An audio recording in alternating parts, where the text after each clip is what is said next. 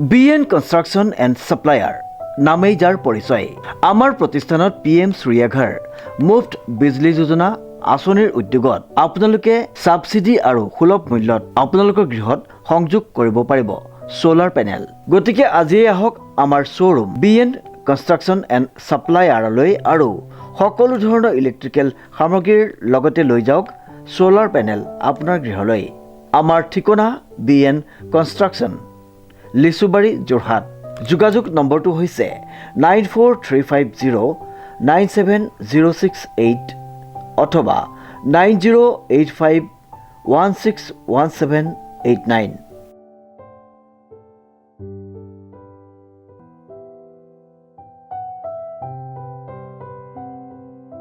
নমস্কাৰ, এটি গুৰুত্বপূৰ্ণ বাতৰিলৈ ষ্টুডিঅ'ৰ মজিয়াত মই উৎপল দাস। ভাৰতীয় জনতা পাৰ্টি যোৰহাট জিলাৰ উদ্যোগত কেন্দ্ৰীয় চৰকাৰৰ সদ্যঘোষিত বাজেট সন্দৰ্ভত এখনি নাগৰিক সভা যোৰহাটৰ তাৰকাগৃহৰ প্ৰেক্ষাগৃহত অনুষ্ঠিত হৈ যায়। নিউজ নায়ক ৰিপৰ্ট। ভাৰতীয় জনতা পাৰ্টি যোৰহাট জিলাৰ উদ্যোগত কেন্দ্ৰীয় চৰকাৰৰ সদ্যঘোষিত বাজেটৰ সন্দৰ্ভত এখনি নাগৰিক সভা যোৰহাট তাৰকাগৃহৰ প্ৰেক্ষাগৃহত অনুষ্ঠিত হৈ যায়। আৰু এইবাৰ 25-26 চনত তাক কিন্তু বঢ়াই এতিয়া 2481 কোটি টকা এইবাৰ দিয়া হৈছে। তাৰ যোগেদি আমি নৰ্থ ইষ্ট বিশেষকৈ উপকৃত হ'ম। নৰ্থ ইষ্টৰ কাৰণে এই টকা ধাৰ্য কৰা হৈছে। আজি নামৰূপ যদি আপোনালোকে চায়, BVFCL বৰকুটাবিলি ফাৰ্টিলাইজাৰ কৰ্পৰেশ্যন, BVFCLত নামৰূপত 4 ইউনিট কৰিব লাগে বুলি আজি বছৰ বছৰ ধৰি তাৰ জনসাধাৰণে, তাৰ এমপ্লয়ীসকলে সকলোৱে আশা কৰি আছিল যে 4 ইউনিটটো হ'ব। মাননীয় মুখ্যমন্ত্ৰী মহোদয়ে প্ৰধানমন্ত্ৰী ডাঙৰীয়াৰ ওচৰত আবেদন জনাইছিল। আমাৰ প্ৰাক্তন মুখ্যমন্ত্ৰী কেন্দ্ৰীয় মন্ত্ৰী সৰ্বানন্দ সোণোৱাল ডাঙৰীয়াই আবেদন জনাইছিল। মাননীয় মুখ্যমন্ত্ৰী ডক্টৰ হিমন্ত বিশ্ব শৰ্মা ডাঙৰীয়াই শেহতীয়াকৈ প্ৰধানমন্ত্ৰী ডাঙৰীয়াৰ লগত কথা পাতিছিল, বিভাগীয় মন্ত্ৰীৰ লগত কথা পাতিছিল। আৰু আনন্দৰ বতৰা এই বাজেটত নামৰূপত 12 লাখ মেট্ৰিক টন প্ৰডাকশ্যন হ'ব পৰাকৈ নামৰূপত আমাৰ ইউৰিয়া ইউনিটটো বনাবৰ কাৰণে সিদ্ধান্ত লোৱা হ'ল। মই তাৰ বাবে কেন্দ্ৰীয় প্ৰধানমন্ত্ৰী ডাঙৰীয়াক ধন্যবাদ জনাইছোঁ, অসমৰ মাননীয় মুখ্যমন্ত্ৰী মহোদয়ক ধন্যবাদ জনাইছোঁ। কাৰণ মৃতপ্ৰায় অৱস্থালৈ গৈ থকা এই যি উদ্যোগ, এই উদ্যোগটো পুনৰ জীৱিত কৰিবৰ কাৰণে, নতুন ইউনিট তাত গঠন কৰিবৰ কাৰণে কেন্দ্ৰীয় চৰকাৰে যি সিদ্ধান্ত গ্ৰহণ কৰিলে, আমাৰ অসমবাসী ৰাইজৰ কাৰণে এটা খুব আনন্দৰ বতৰা, য'ত নেকি 12 lakh metric ton urea production কৰিবৰ কাৰণে ব্যৱস্থা গ্ৰহণ কৰা হৈছে। কথাটো আমি কিন্তু আপোনালোকৰ যোগেদি আমি প্ৰকাশ কৰিবৰ কাৰণে অনুৰোধ জনালোঁ।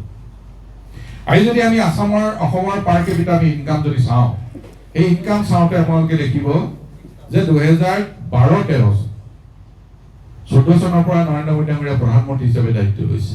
তাৰ আগত 12 আৰু 13 চনত যদি আপোনালোকে চায়, আমাৰ এৰি আছিলে 41,142 টকা আৰু মন্থলি আছিল 3,492 টকা, এইটো পাৰ কেপিটা ইনকাম, আৰু ডেইলি আছিল 116 টকা। আৰু আজি আপোনালোকে দেখিছে যে 2023-24 যদি আমি চাওঁ, ইয়েৰলি 1,82,600 টকা, মন্থলি 15,217 টকা আৰু ডেইলি 507 টকা। 116 টকা ক'ত আৰু 507 টকা ক'ত? যদি আমি চাওঁ, তেতিয়াহ'লে অসমখনক আমি উন্নতিৰ দিশত আগবঢ়াই লৈ যাবৰ কাৰণে আজি বিশেষভাৱে কেন্দ্ৰত আমাৰ চৰকাৰ আছে, অসমত আমাৰ চৰকাৰ আছে, দুইখন চৰকাৰে বিশেষভাৱে পদক্ষেপ গ্ৰহণ কৰিছে। এইটো আমাৰ কাৰণে খুব আনন্দৰ বতৰা। আৰু যদি আপোনালোকে চায় যে দেখিব যে 2013 আৰু 14 চনত আমাৰ কিমান টকা তাত বাজেটত ধাৰ্য কৰা হৈছিল। 2012 আৰু 13 আৰু 14 চনত কেন্দ্ৰীয় বাজেটত 16.16 লাখ কোটি টকা সেই সময়ত ধাৰ্য কৰা হৈছিল। আৰু আজি আমি 25 আৰু 26 আমি কিমান লৈছো? 50.65 লাখ কৰোৰ টকা। আৰু 13-14 আছিলে 16.6 লাখ কৰোৰ টকা। অৰ্থাৎ আমাৰ 13-14 পৰা আজি নৰেন্দ্ৰ মোদী ডাঙৰীয়াই দ্বিতীয়বাৰ প্ৰধানমন্ত্ৰী হিচাপে দায়িত্ব লোৱাৰ পিছত আজি ভাৰতবৰ্ষক বিশ্বগুৰুখনত প্ৰতিষ্ঠা লাভ কৰাবৰ কাৰণে আৰু বিকশিত ভাৰতৰ চিন্তাৰে 47 চনলৈকে যি পৰিকল্পনা লৈছে, তাত কিমান লাখ কোটি টকা আজি বৃদ্ধি কৰা হৈছে। এইটোৱে হৈছে আমাৰ প্ৰায় 40। উক্ত সভাত নিৰ্দিষ্ট বক্তা হিচাপে উপস্থিত থাকে ৰাজ্যিক উপসভাপতি তথা প্ৰাক্তন সাংসদ তপন কুমাৰ গগৈ আৰু যোৰহাট জিলা ভাৰতীয় জনতা পাৰ্টিৰ সভাপতি শান্তনু পূজাৰী, ৰাণা গোস্বামীকে প্ৰমুখ কৰি ভালেকেইগৰাকী ভাৰতীয় জনতা পাৰ্টিৰ বিষয়ববীয়া। যিটো আমাৰ টেক্স, যিসকল লোকৰ বছৰেকত ইনকম 12 লাখ টকালৈকে হ'ব, 12 লাখ টকালৈকে ইনকম হোৱা কোনো লোকে এবাৰ টেক্সৰ আওতালৈ নাহে, অৰ্থাৎ টেক্স ফ্ৰী হ'ব। 12 লাখৰ ওপৰত ইনকম হ'লে তেওঁলোকে টেক্স দিব লাগিব, কিন্তু 12 লাখ টকালৈকে টেক্স দিব নালাগে। এইটো এটা সুদূৰপ্ৰসাৰী প্ৰভাৱ পেলাব, বিশেষকৈ মধ্যবিত্ত, নিম্ন মধ্যবিত্ত, আজি চাকৰিয়ালসকল, যিসকল চাকৰিয়ালৰ আজি বছৰেকত 12 লাখ টকা ইনকম নহয়, তেওঁলোকে ইয়াৰ ভিতৰত পৰিব, তেওঁলোকেও টেক্স দিব নালাগে। এনেধৰণৰ জনমুখী চিন্তাৰে এইবাৰ নিৰ্মলা সীতাৰমণ ডাঙৰীয়ানীয়ে এই বাজেট প্ৰস্তুত কৰিছে। আমি তাৰ পৰা লাভান্বিত হৈছোঁ, আমি উপকৃত হৈছোঁ, আমাৰ জনসাধাৰণ তাৰ পৰা উপকৃত হ'ব।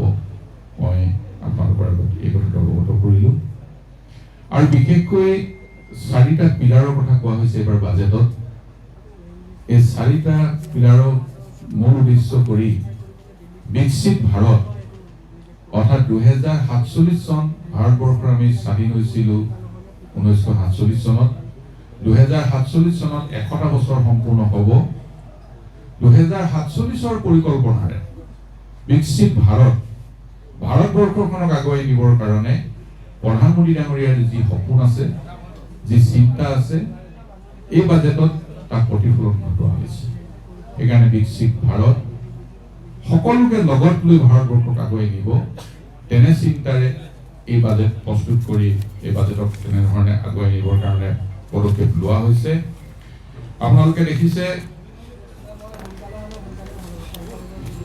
পিলাৰৰ ভিতৰত আমি বিশেষভাৱে এগ্ৰিকালচাৰ, কৃষি খণ্ডক তাত ধৰা হৈছে, MSME খণ্ডটো তাত ধৰা হৈছে।